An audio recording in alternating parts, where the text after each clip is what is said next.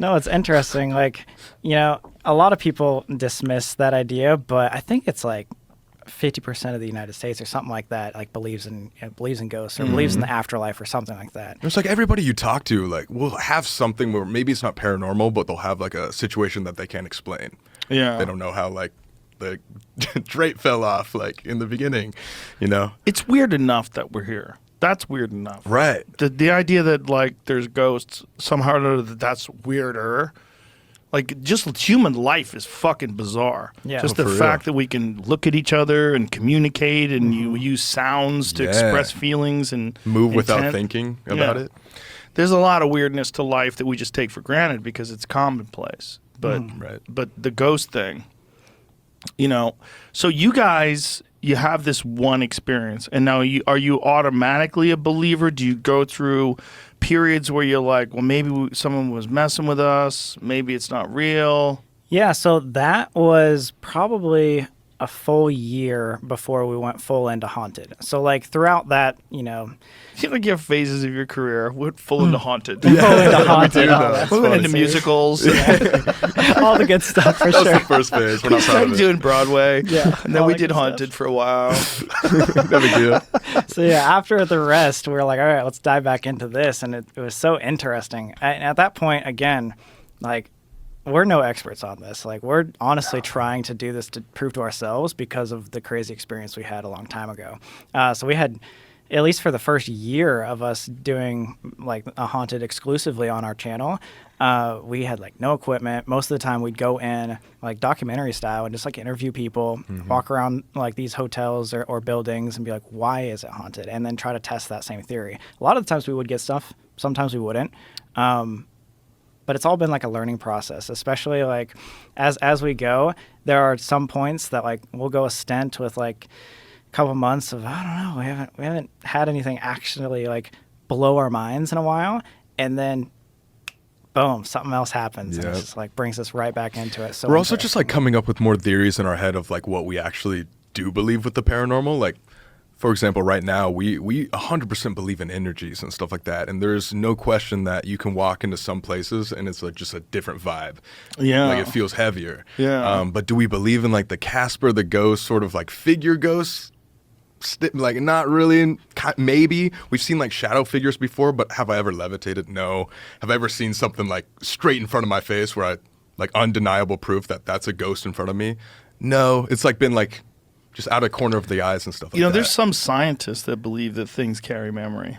There's a guy named Rupert Sheldrake, and he has this theory of morphic resonance, and part of his theory is that he thinks objects themselves contain some sort of memory, whether or not you can access that memory, but that objects contain memory. And he cites that as one of the reasons why people can feel things. Like if you ever go into a house where someone's been murdered in the house, like there's a reason why they have to tell you. Yeah. Like they can't Right. just sell you the house. They have to sell, well, by the way, like if someone gets murdered in a house, I don't know like for how long after and it's probably varies by state to state. But I remember in California, like you would have to tell people if someone got murdered in the house. for sure. Like to this day, they can't sell that fucking John Bonet house. John Bonet Ramsey. I There don't was a even know house. what that is. She got murdered in Boulder, Colorado. She was a beauty pageant queen who was a tiny little girl. It was really creepy. You ever do those child beauty pageants? Yeah. Yeah, well, she was murdered when she was very young. I don't know how old she was, like 8, 9, something like that. And it was a national scandal because they couldn't figure out who murdered her or what happened. And some people thought that it was the parents, and the Boulder Police Department botched the investigation because they weren't really. Boulder's a pretty peaceful place. They're not used to murders, especially not murders of children. And also, like, it exposed people to how weird these child beauty pageants are, where you're taking a little girl and you're putting, high-heeled shoes on her and short skirts and sexy makeup. Like, what the fuck are you doing? Right. And so it became this thing. So we lived in Boulder for a while, and we were looking at real estate in Boulder, and there was this one house. Like, this is a pretty nice house. Like, what? Why is this house so cheap? It was weird. It's like it seemed like it Must should be have been a more deal. expensive. And then I Googled it. Uh-oh. And I found out that, that's the house where John Benet Ramsey had been killed. Oh, man. Yeah, I don't know if it ever sold. But, like, the entire time we were there, it was for sale. It was for sale before then for years. I think they might have even changed the name of the street to try to sell the house.